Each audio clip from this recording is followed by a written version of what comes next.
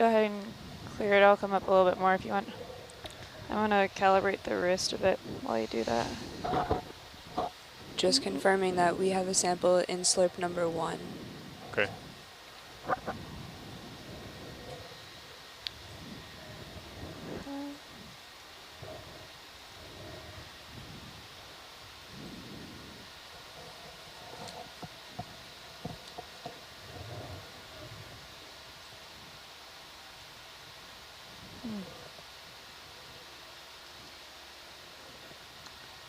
Let's see, I do anything here.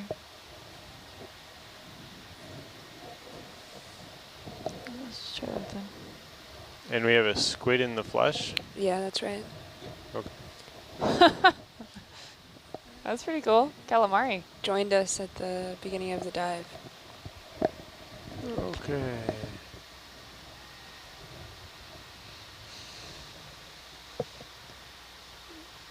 Do these have a lot of memory to them? As in, I guess we'll just find out, huh, Alexis?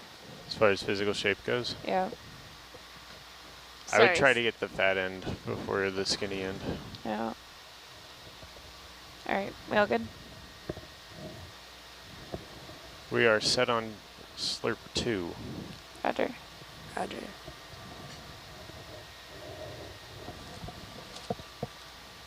I don't think I can get the fat end without putting a kink in it and probably causing it to clog.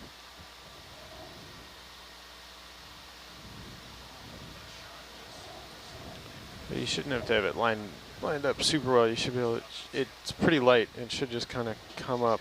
I'm ready to turn on slurp whenever you're ready. Go ahead and turn on slurp whenever. All right, we're at 50%.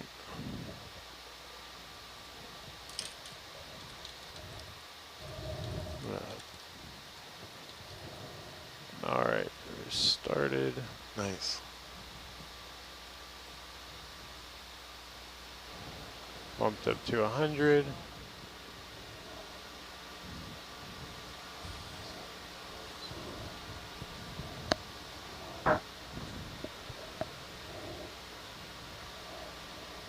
Those tango moves. Yeah, sample nice. Those are tango Really moves. well done. Nice. Good slurp. Great job. Great problem solving. Yeah, good job, Jess. Excellent. And back to the squid. Do you think we're going to have some calamari? I'm going to put in a ship move. You're going to put what? A ship move back for, or should I hold off? Stand by 1 quick sec. Yeah, that's fine. Yeah, you just get myself situated here. All right, you got to return this. You can go ahead and drop a sample target for number 8. 008? Yeah. Thank you. No worries. Come on, toy.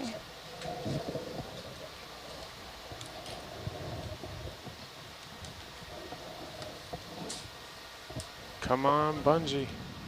I know, right? There we go.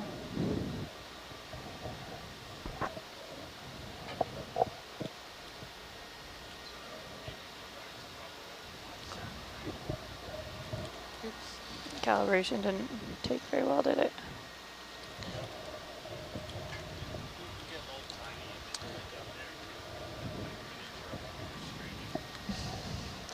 I never have super good luck with the wrist. That's one of the other reasons that I find that the slave wrist is better than continuous, just because of that slow creep. The cal, yeah. Yep. Yeah, because even if you cal it, it's usually doesn't last longer than the dive. That's true. Ben, we can go ahead and start a move. Great. Nice. 2 good collections.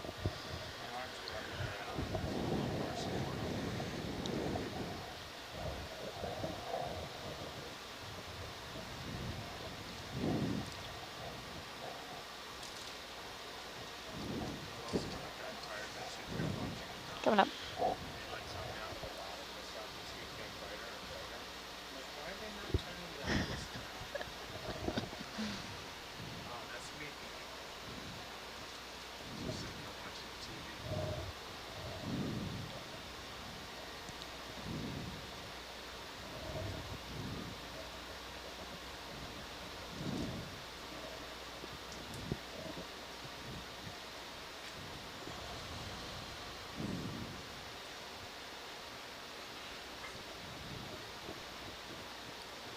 Yeah, so it looks like this slope is part of that little mini summit. Mini feature? Mini feature. Micro feature. Micro feature. Maybe what, even meso? meso. I'm coming up a bit here.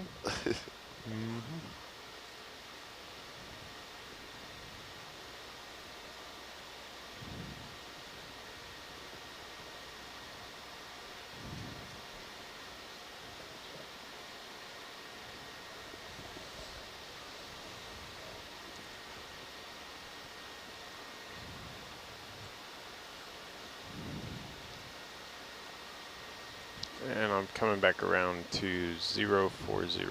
Roger.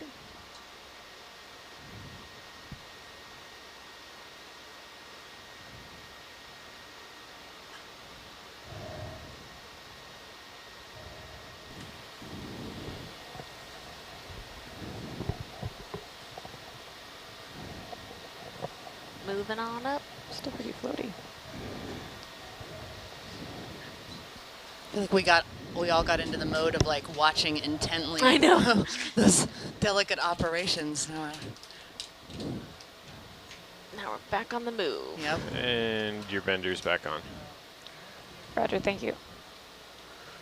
Science team, how many people are watching in from the academic community that are, you kind of mentioned having a live chat with a couple experts back home?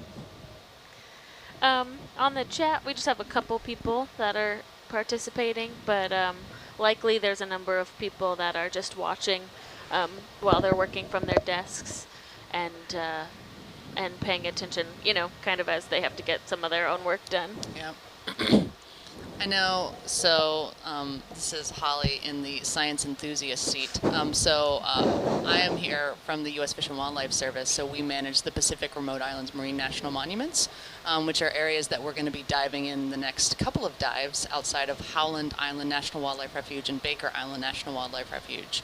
And I know that in our office, anytime that Nautilus is out diving, it's on pretty much everyone's second monitor. Yeah. And everyone kind of moves office to office anytime someone finds something fun. The entire, all of the biologists are just nerding out about what's happening. So I'm going to imagine there's a lot of that going on right now. Yeah. So we're basically cult stars is what you're saying. It's so true. You know what's so funny? I just realized that I recognized a number of the voices that I'm hearing in the van, that I'm actually in the van with you guys right now. I'm like kind of fangirling out a little bit. I'm not going to lie. That's funny. That's why you're in the enthusiast chair. Yeah. I am a professional enthusiast.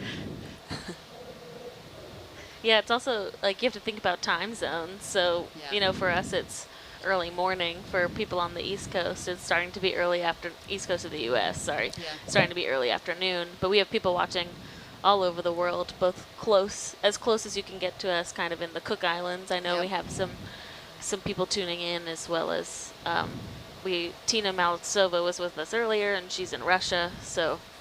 Russia? All over. Yeah. Wow, very cool.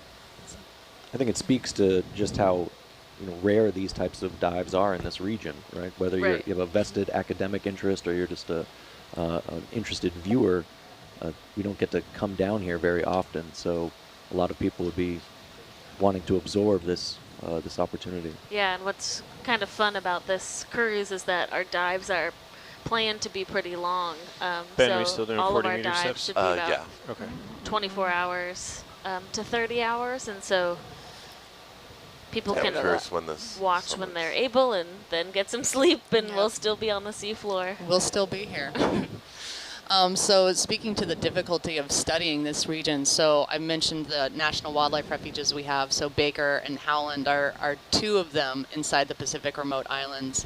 And speaking with our biologists before coming out here, their main, because it's so difficult to get out here even for us, these are just remote seabird colonies that we'll come out and do rapid assessments of every couple of years.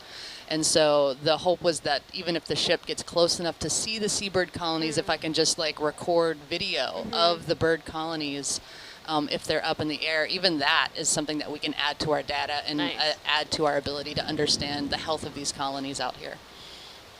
Yeah, and we did a bit of a science brief on our way out, and we were talking about some of the plans for our dives. And we are some of the benefit of doing these long dives is that we can cover a pretty broad depth range. So we might be starting below 2,000 meters, but we might, with time permitting, be able to make it up close to 200 meters. So we'll get a really, hopefully pretty comprehensive look across depth ranges and see how the community changes, which we're already seeing today. We started with some sparse coral areas. We entered into a bit, ooh, this is cool. Yeah. This very large boulder. Ooh. The contours might have been a little misleading. I mean, when are they not? Well, I think we found the top. Yeah. We're at the summit. Of this little mound. Right, we're at the Super top, neat. but not the tippy top. Yeah. False summit, false summit. This is cool though. Yeah. Yeah, I don't know enough pillowy. about geology to understand formations, but It looks yeah, it looks what kind do of you like got? a hornito to me, like What's that like mean? a spatter cone. So it's kind of like a. It's typically a secondary rootless or auxiliary vent, so it wouldn't be at the summit of the seamount, kind of off to the side, and it would form like a really vertical, spattered up kind of cone. But it's a little bit hard to tell because it's so covered in manganese. Yeah.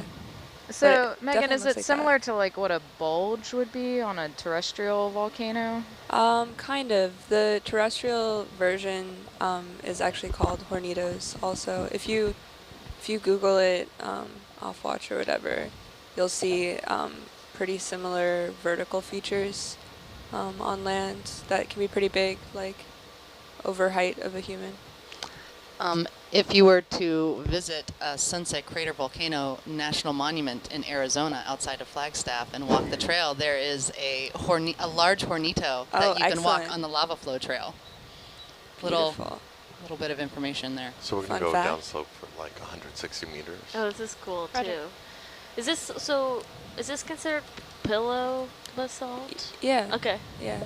When it has like that kind of bubbly formation. When we go Yeah, down exactly. slope, I'll go a little bit slower down slope. You just 'cause totally we know don't your wanna back into geology, things. Alexis. You want to do I'm 20 learning meters slowly. down slope? In 3,000 years, I haven't learned enough. It's another like 10, 15 meters I guess we're moving up.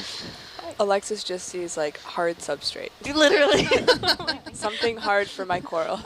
There's not sand on it? Good. Can my coral grow on it? I don't care. What's Steve Carey's line?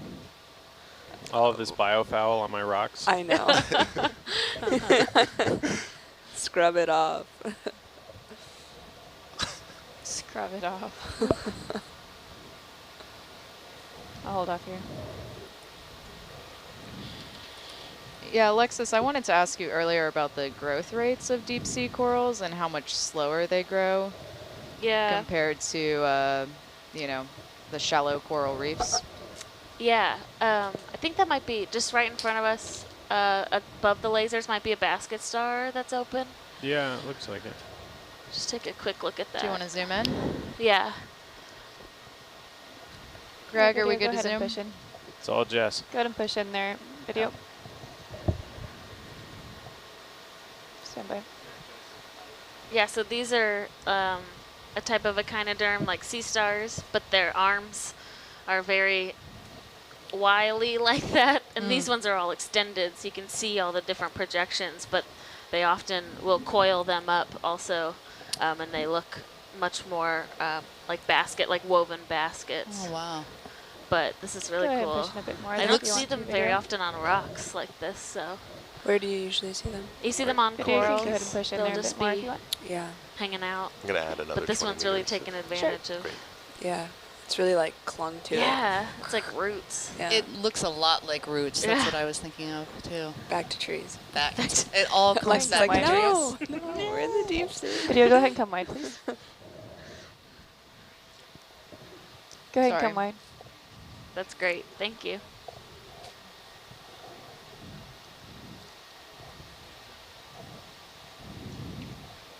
All right, we're full wide. Roger. You can go ahead and push past Mongo if you'd like.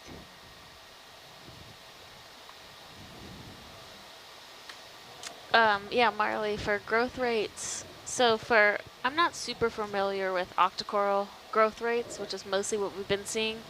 But they do grow really slowly, so less than a millimeter per year probably. Same bearing. Depending on the conditions, and they might grow at different rates throughout different years, depending on how much nutrients are in the water.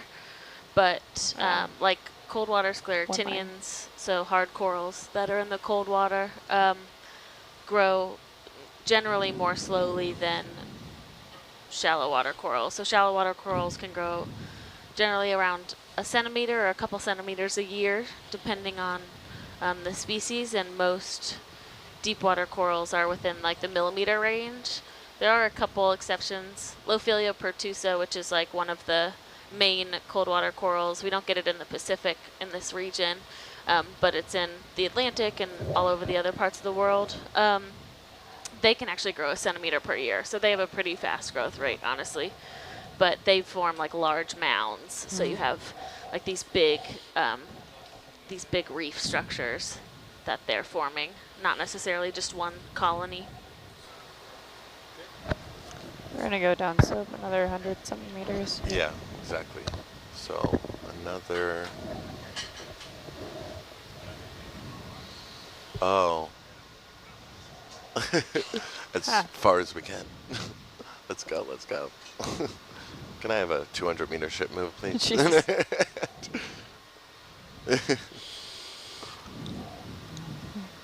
Yeah, I'm going to have to see how far we've come, but I feel like we've yeah.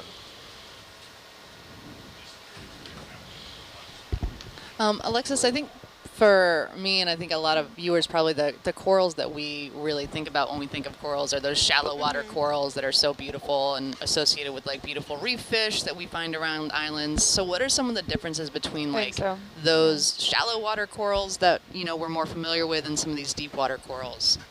Yeah, from like a biological, from like the fundamental biological standpoint, it's that shallow water corals have a symbiosis with zooxanthellae, which is an algae. So the algae lives within their tissue, and it is actually photosynthesizing, and the coral is using that energy that's produced by the algae to feed off of. So it's getting a lot of its energy from that symbiosis, whereas deep water corals don't have that symbiosis because we don't have light down here. And so that's like one of the main differences.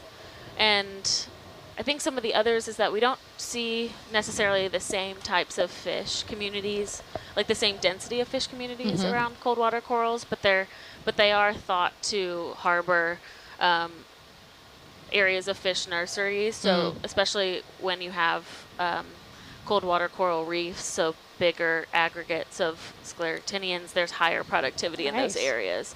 So you get a higher density of other organisms, so fish, but also invertebrates, so like anemones we always find them growing on corals. You see all the brittle stars on corals, crinoids.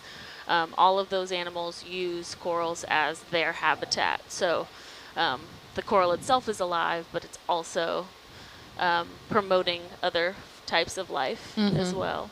So in the shallow water corals, they're relying on the algae for photosynthesis. So what with the deep water corals that don't have access to light? So where are they getting their nutrients? So they're filter feeding. Okay. Alexis, any preference on what you want to see here? You want the yellow one? You want the white one? Do you want none?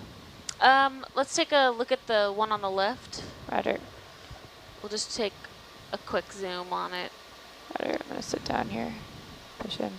And then Ben, do you know how far we've traveled in our time? I was just looking at that. I think in the past hour we've gone like 750 go ahead and push in there, meters. Yep, kilometers. Kilometers. So we've gone 750? Yeah, go ahead. I think so, because our trailage is about an hour, and that going back there.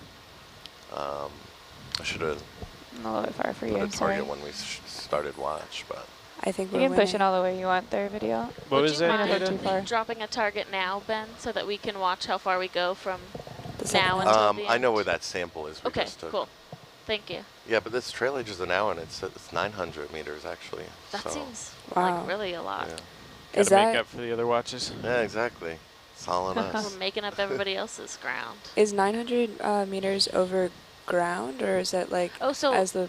Are we at max zoom? As the crow flies. As the crow swims. Okay. Yeah. You have any more Yes, zoom we in are here? at max zoom. Okay. If you look at the, like within the polyps, do you see those little balls or at the bases?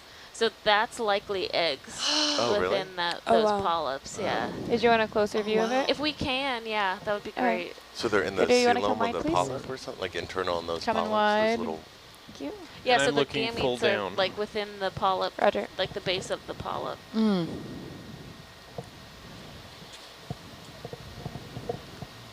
We'll do a quick Steve zoom says in this here is an for you, Alexis. Isadella. Just tell me when you're ready, Jess. Roger. Stand by. So is the timing of the kind of broadcast spawning of deep sea corals quite different from shallow? Like less linked to kind of the celestial aspects? Yeah, we think so. There's still very little known about like the reproduction of deep sea corals because again, it's so hard to get down go ahead here. And push in there a bit. All right, pushing in. Yeah, it's tricky because the triggers on the shallow water corals are well known, but they're totally irrelevant to these depths. And there are certain parts of the world where they've been able to like really figure out seasonality for it, mine, please. but not. I mean, there's not been enough work in the Pacific and on octocorals in general to really understand. So I imagine more from the plankton nets or something than actual observing the... Yeah, or like some of the way in there, cold water reefs and off of like Norway are a lot more shallow, so they're actually more accessible. Go ahead and go full zoom. The temperature is still really cold. Stand by on the ship move, please. Roger.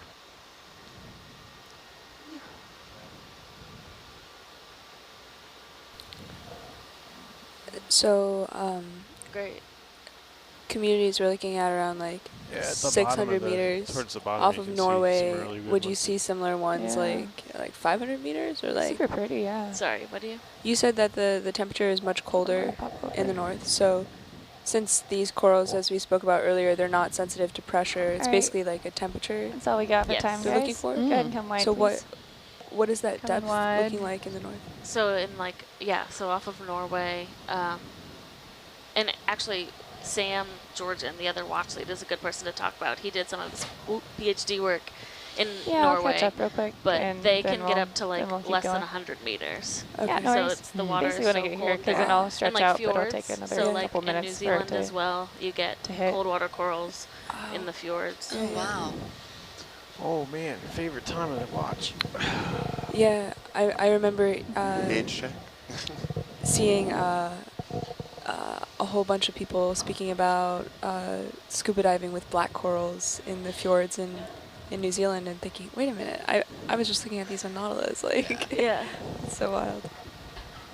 Yeah, temperature is one of the bigger things. When we keep corals alive in the lab, that's one of the parameters that we watch really closely. If it gets too warm for any amount of time, really, they start to degrade. In that vein, do we see the same kind of threat from human impact in deep sea corals? Sorry, say that again? Speaking about temperature and the effect that that has on their growth, are we seeing the same threat from human impact on the deep sea corals that we do versus shallow? Yeah, so shallow, we're seeing it, we're starting to see it already. So we see a lot of bleaching events, those warm water events cause coral health to decline a lot.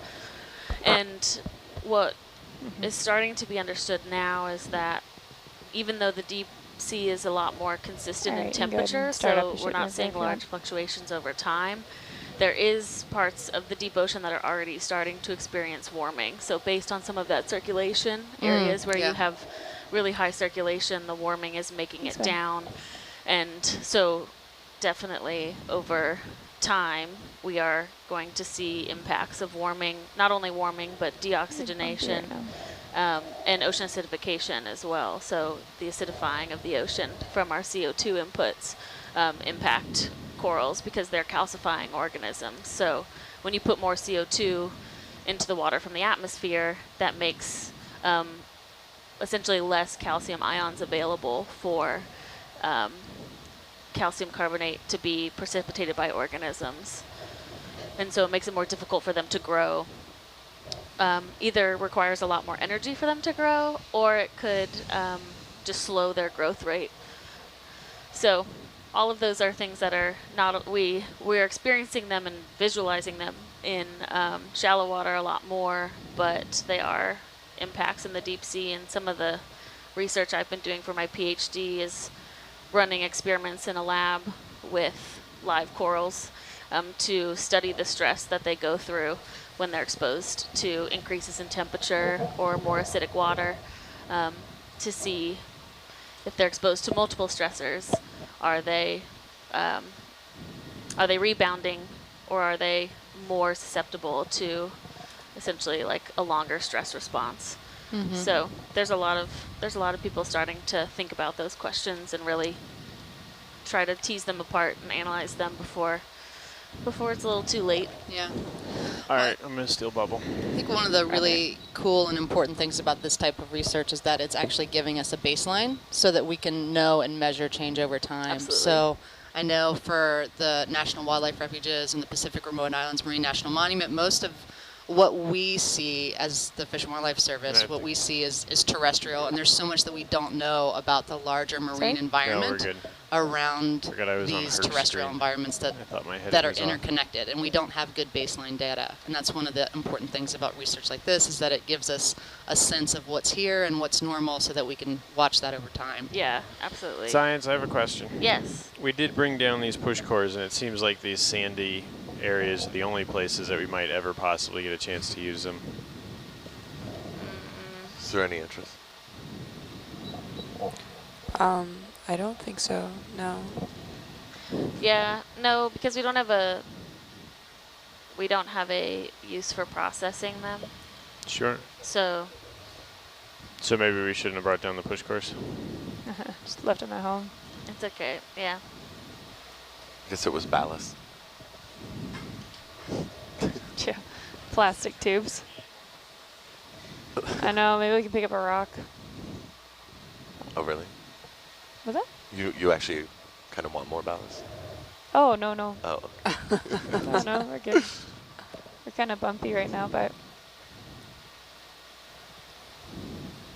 So, Alexis, for kind of quantifying the stress response of Greg, corals, are you looking at, delta? molecular markers like proteins, heat shock proteins, or stuff like that, or So how are you quantifying yeah, stress? that's a good question. We do both essentially like phenotypic response as well as molecular response. So phenotypic is just how happy or sad does the coral look, which sounds kind of silly, but Is corals it like have rigidity, or what would be the yeah, phenotypic? so they have the coral that I'm using is Lophilia pertusa, and it has pretty visible and significant signs of stress, in that it'll produce a lot of mucus when it is stressed, and it will also, they have these, they're called mesenterial filaments, so there's like these tubes inside of the coral, and they will expel those out the mouth. So there's all these stringy, like kind of tendrils coming out of the coral polyp when it's stressed. And then also the tissue, like the tissue on the outside of the coral, so covering the skeleton, will start to die and fall off. So we've developed a health rating in our lab to look at how healthy they are. Cool. So the loss of soft tissues, is that like terminal, like yeah, the essentially, stage? yeah. So they will not recover after that, essentially. And then we also do, on the molecular level, we're using transcriptomics, so looking at changes in gene expression between different treatments. So that can tell you how an organism is changing, which genes are active and which genes are becoming less active under different conditions. And so we look at the whole transcriptome, but essentially what we're trying to do is target signs of stress. So we have to sift through the data essentially and find gene families that are showing really strong impacts, or that are strongly impacted by the different treatments. It's a really, really neat project. Thanks. Yeah. A big, nice bamboo coral. Video, you want to push in a bit, please? Sure. It's interesting, there's not really polyps on the lower half, but there does seem to be tissue still covering the coral axis. Just going to pop up here a bit.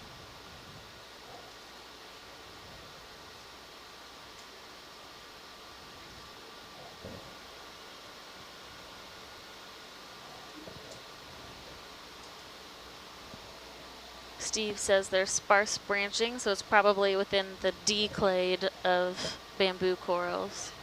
You can push it a bit there more if you want to, video. Just get a few shots of it. He thinks that this one has been sampled in the past, so we'll just get some nice imagery of it before we move on. You see something Too purple far. in the background. Too much thrust. It's a holotherian, Come right? wide, please. Oh, well, never mind. This is not as happy of a coral as we expected. Well, science. Yeah. Fly forward, not backwards. Yeah, right. Too That's far. good. Too far forward.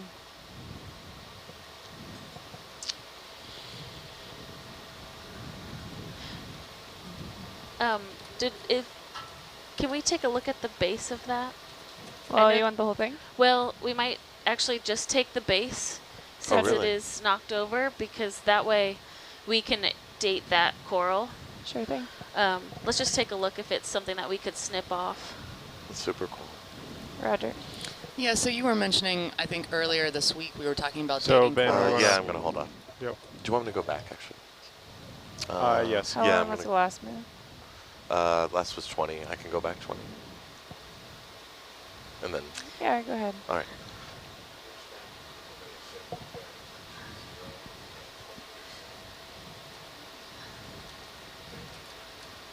Yeah, So so Jess, if you can take just the bottom part of that. Roger. It might be a little bit difficult because it's pretty thick, but we'll see if it'll cut. It'll cut. Okay, thanks. You have the snips? Of course. Yeah, the snips are on. Snips.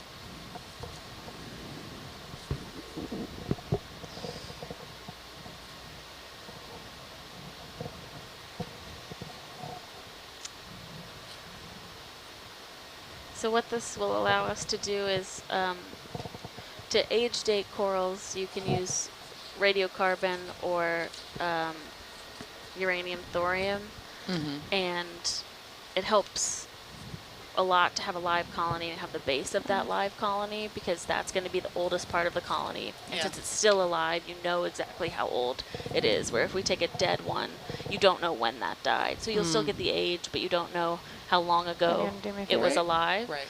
And so this will give the opportunity to Can you press stick lock there? know how old this Can you press specific that, coral was. the rightmost button there? Yep. That's great. There you go, Ben. Can you comment a little bit on the, you know, I know we've been going to the tree metaphor a lot, but like the bark versus interior here, what, I'm surprised to see a kind of two-phased system there. Yeah, so the pink on the outside is just tissue, so that it's like a layer of, kind of like how we have skin, they have a layer of tissue that protects the underlying skeleton, and the skeleton is the white part that we're seeing, and that's mostly calcium carbonate that makes up essentially the rigidity of these corals. And so they produce that skeleton over time. It becomes thicker and it becomes longer. So as they grow taller, they're producing new skeleton. As they're growing older, that the base is generally growing wider as well. And is that the same material that allowed it to kind of cement itself there to the rock? Yeah, yeah. So they essentially kind of send out some of the tissue, and below that tissue is where that calcification is happening. So there's a layer of fluid between the tissue and the skeleton that's called the calcification fluid. And so that's where those ions are being precipitated by the coral.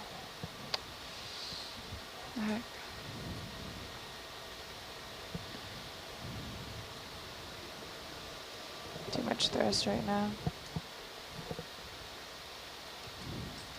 It's a weird landing spot. Yeah, it is. I think there's a rock that's towards the aft of the vehicle that keeps kind of messing me up. spinning you. Maybe you can get a nose in underneath, like right at that bottom corner. Yeah.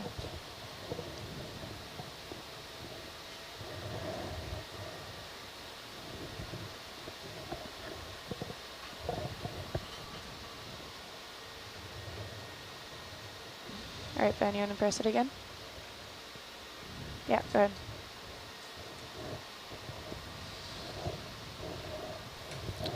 Is that a tiny crinoid or, yeah? Yeah, looks like it. And I have you on bubble. Roger. Probably gonna have to do a little, yep, you got it. Scoop and snip. So Alexis, where do you want, how far down do you want this? See the little black node right where your shadow is? Oh, okay, a Okay, little so bit more just below the Just below Y. that. Yeah, yeah. So do you want to include the black node in the sample? Yes. Okay, so snipping right at the Y is probably a good spot. Okay. All right, video, go ahead and push in there a bit, please. Yep. That's great. Thanks.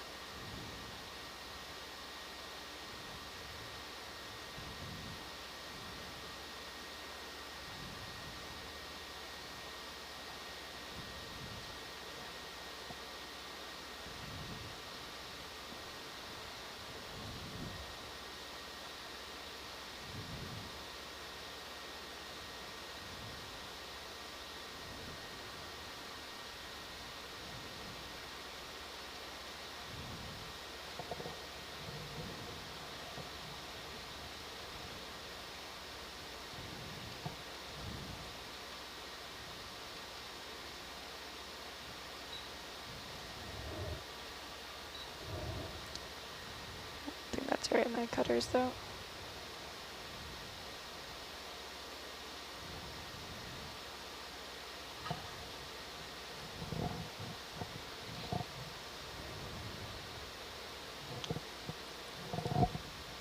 True, but if you pick it up a little bit, you may be able to do a, kind of rearrange it.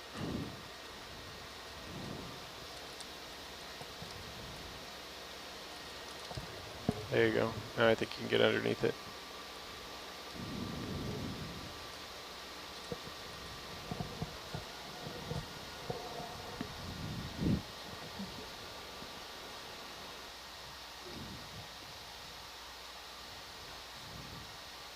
Stand by.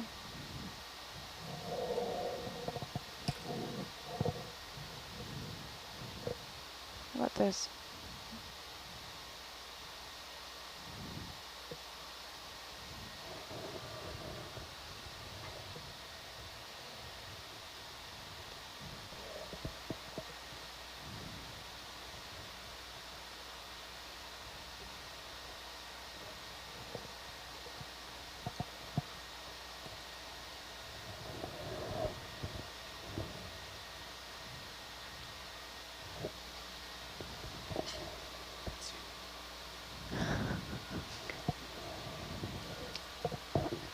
Your wrist rotate that way, you can maybe just snap off the other side.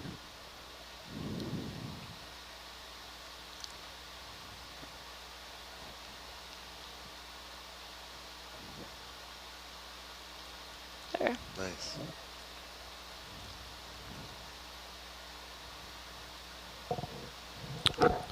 Nice. So you all know what's in the forward box since we just had that open. If you choose for the starboard to be safe about not losing anything, all 4 of the little boxes are free. Roger. Did you want to look at this sample before we put it in? Science? Yeah, just take a, yeah, that's good. Just a quick rotate. Looks good, thank you. Sure. All right, so we're going to the side.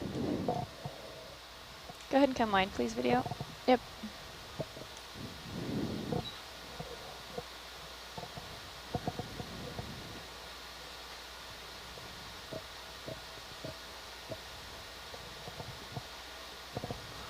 All right, I will switch your cameras. Roger. Thank you.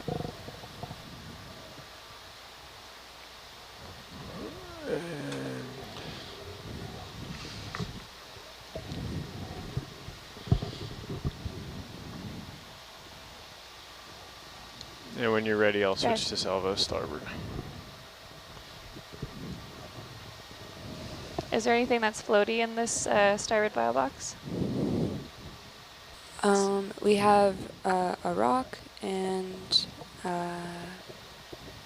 there is a yellow Acanthogorgia coral in the large aft bin, but I think it'll be big enough and it'll be safe and down in there. So I don't think we'll have a problem. We can always do the.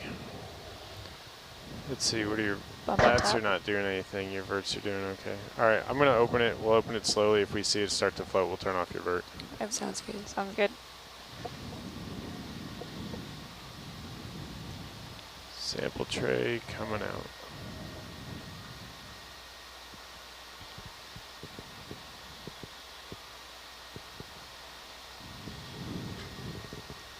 Looks pretty good. Doesn't seem like it's moving. Okay. Nice.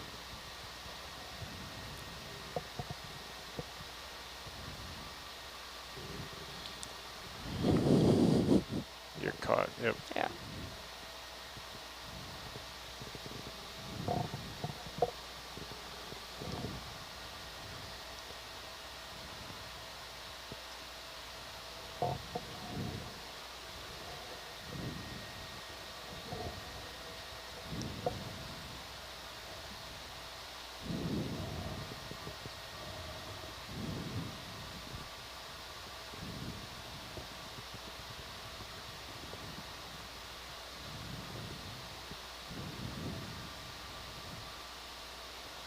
I think you're in enough to drop it. Yeah.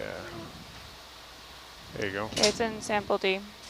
Nicely Great. done. Yeah, really nice.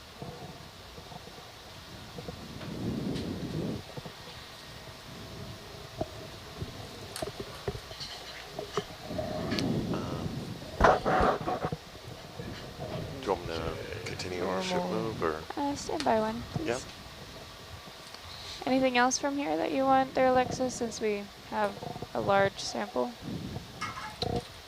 I think that we're good. We can Roger. get DNA from the tissue that's on that, so that's great.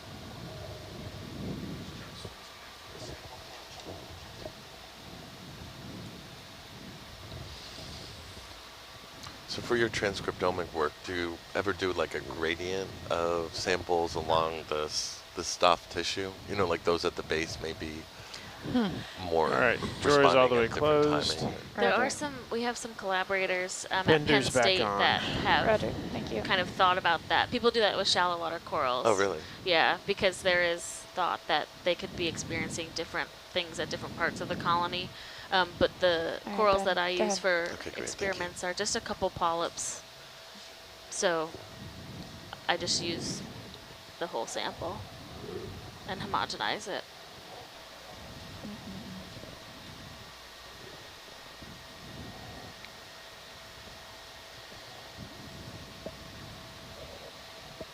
And I'll follow you around.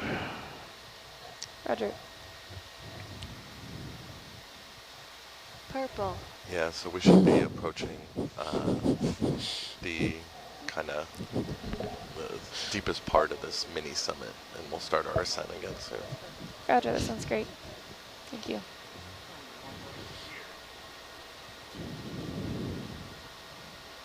Greg, would you mind giving me the bubble when you get a chance?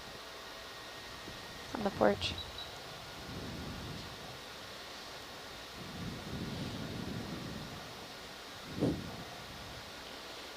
Couple of these. I don't know if those are sea cucumbers. Looks like it. Yeah. A lot of purple. Yeah. I feel like the purples of the ocean are well sampled and studied mostly. Purple and yellow. Purple yeah. and yellow, 'cause they stand out so like Right. brilliantly. That's a question we get asked a lot too, is like, what's the significance of color if there's no light?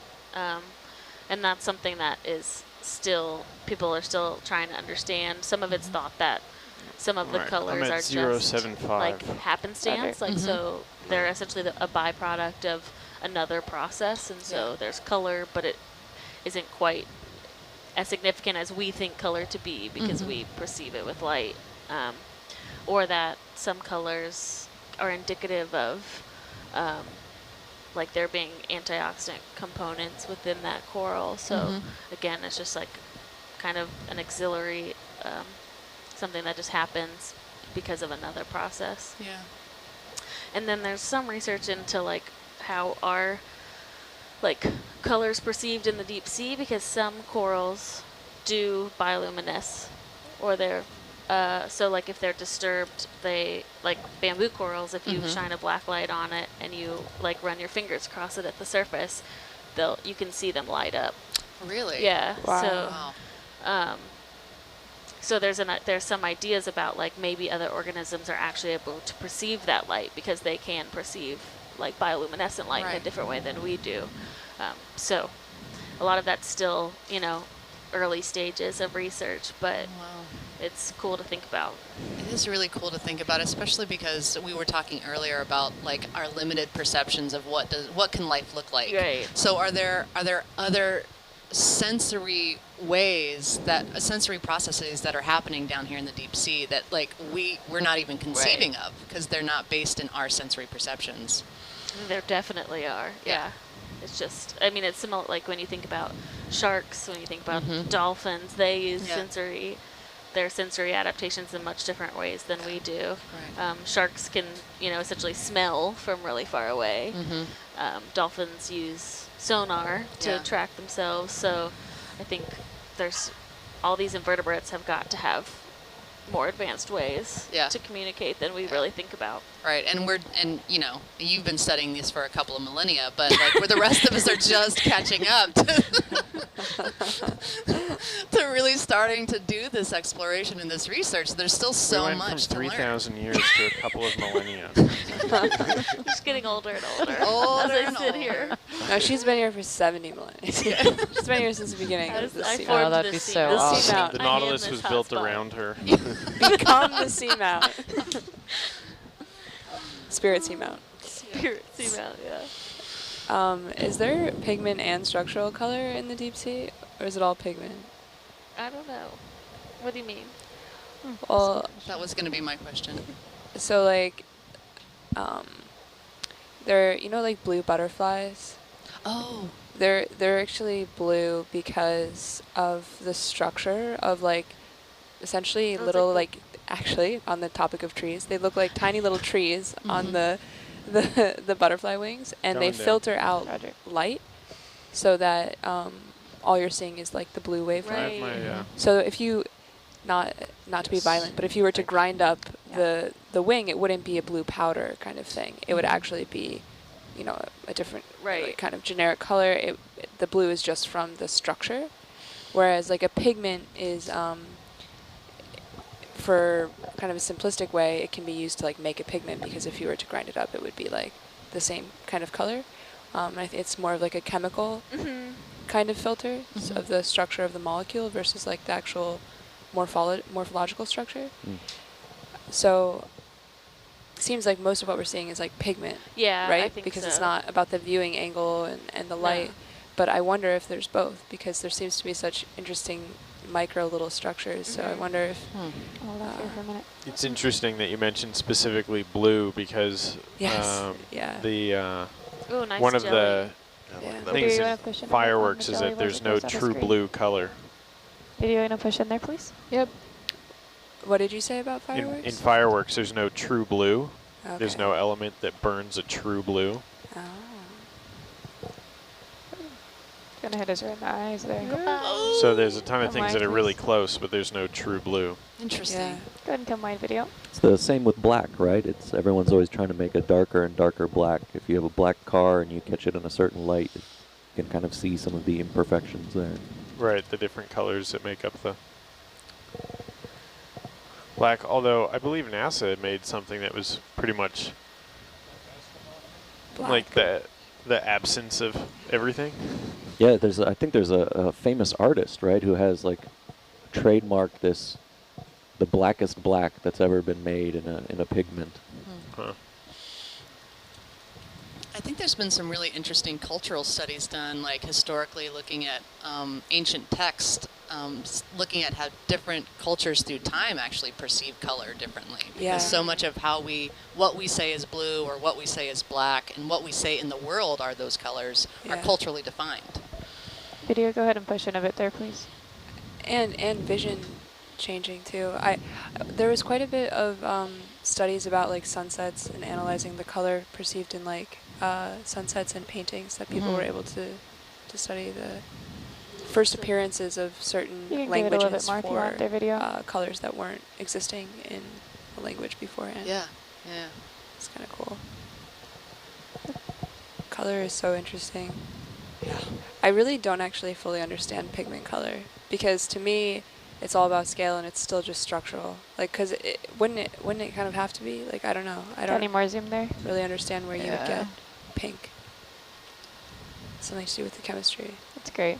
This is a good question. Well, you made a great distinction there in between the structural color, right, which is a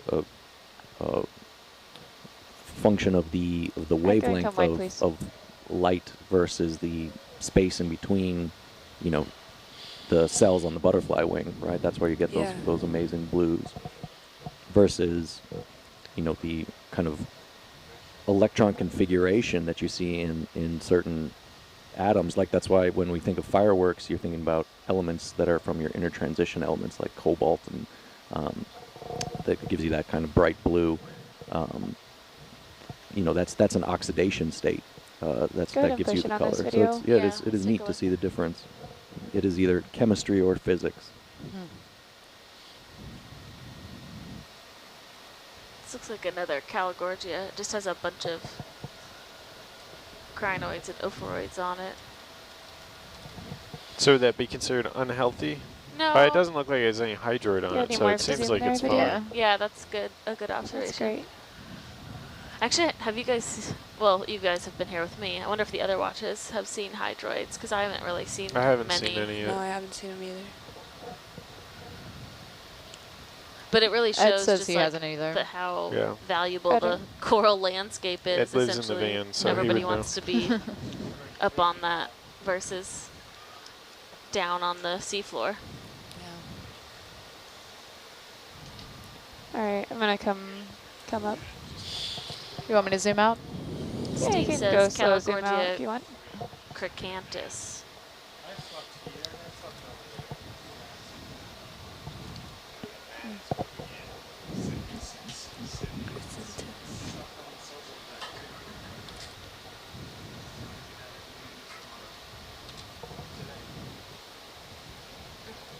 One of the viewers was able to look up that dark black I was mentioning. It's called the Vanta Black. Oh. Thanks, viewer.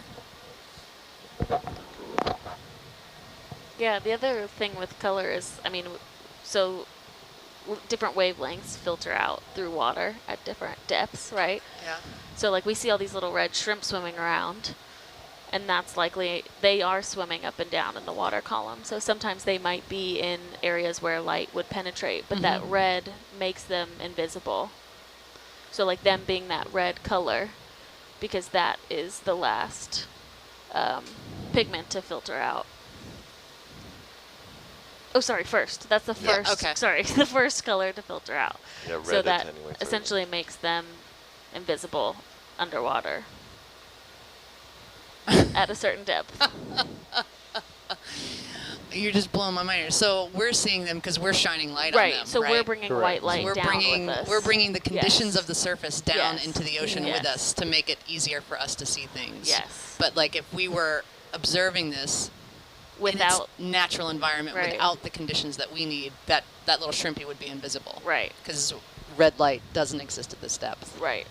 Right, but that same shrimp may be bioluminescent or doing something. Very true. Right. Yeah. Do you want to zoom in here a little bit? Wait, Partial zoom? what did Greg say? The shrimp might be bioluminescing as well, so they'll have different. That's great. Thank you. Well, and that it just gets to the difficulty of exploring and studying these deep environments. And I'm looking pretty much straight down. Roger. They operate with rules that are so different from what we do. Yeah, we went down with a low light camera one time, and it was very difficult to get focused and timed on something as it was bioluminescing, but we did get some evidence of bioluminescing. Oh wow, that's What were cool. you looking at? Actually, most of what we found was in blue water. Yeah. Yeah, okay. It was the Mystery Science Sphere 3000. That was Brennan's work, right? Brennan's dome. Yeah, he also put it up on the bow and recorded some cool. some great stars. Boy, the focus on that was really hard to do. I bet. We saw the incredibly beautiful Deep Staria Enigmatica with Brennan's. Yeah, that's right. That's right. We did get Brennan's that. dome. We like stopped. We were like, if you haven't boy, seen there's it, a bag just kind of floating there. It's amazing. Yeah, it looks like you know, like a kid wearing a sheet for Halloween, like this kind of costume, out like in the distance, like a ghost. And as it came closer and closer, it kind of closes up the base like a drawstring. Yeah. And it has this geometric mesh net feeding network, part of its digestive system, around the bell. And it has a benthic crustacean that lives inside of it. And it's just floating in the midwater and undulating like a big like lava lamp sheet kind of thing. This is that octopus. What is this? It's a jellyfish. It's a jellyfish. It's a large Medusa jelly. Yeah, it's a Deep Staria Enigmatica. The first sighting of it was by like a ship called Deep Star, I think, and it was just like so mysterious. So the name is fitting. Yeah, and there's not a lot of information on them. And we definitely got like the best footage out there of it, and the low light camera really did such a great job of seeing just this sort of dark abyss. I think we had the GoPro mounted too at that same time. Yeah, we did. We have lots of MISO GoPro shots. Lots of cameras. Yeah. All the cameras. Very well equipped. That same cruise, we got really beautiful footage of a vampire toothless squid with a low light camera as well. Those two were like highlights with that camera, I think. Yeah. And definitely picked up the bioluminescing. Is that you? Oh no, that's rocks. Okay. That's a rock. Yeah. Boy, you're stirring up dust everywhere. Yeah. That'd be a lot of thrust to correlate that far away. It's cool to see the sand ripples too that are caused by the currents that come through. So precise. Yeah. All right, tether extent. You're like the kid at the mall. Roger.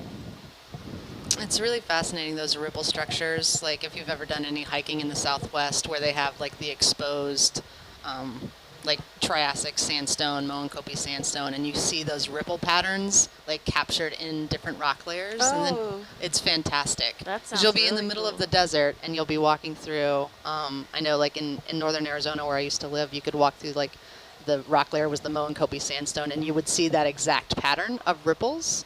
And what would be really cool is sometimes you'd get multiple layers and you'd have that pattern of ripples and then a different direction of current and then a different direction of current on each successive layer, so you could see how that sediment had been building up over time and the current was changing. Yeah. That's really cool.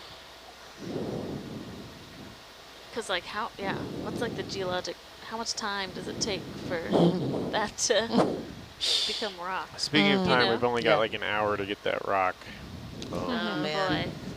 Boy. Pressure's Priorities. Eyes peeled, everybody. I know. It's true. I really haven't seen No, we No. haven't. much of anything. No, I was saying to Jess that cave might have been like our best bet. Yeah. That's true. But do you want to zoom in partial here? Just so a quick. have something to look Yeah. at. We're at the end of our leash right now. So Oh, gotcha. Looks like a Metallogorgia with a Is that a crinoid? crinoid on there and a brittle star. That's a nudibranch below it, I think. Oh, hey. Oh my gosh. I love nudibranchs. Did you want to look at the nudibranch too, or Yeah. It's kind of moving around. go ahead and see how far you can push it Or in there? it might be a holothorian. Yeah. Less Okay, exciting. Oh, yeah. I think it's a hologram. Holothurian. I just always want them to be nudibranchs. Oh, me too. I mean, who doesn't? I always wanted to be a nudibranch. Slugs versus cucumbers. I'm glad it can't hear us. That would have been really. All right, that's zoomed all the way in. Still Poor like guy. you. I'm still special. Yeah. I serve a purpose. Yeah. All right. You want to come a little wide there, please, video? Yep. Thanks. Sorry, I'm getting a little bit pushed by the current. I'll come again. We have a few more seconds. You can go ahead and push on in there a bit there again. Okay. One more last shot.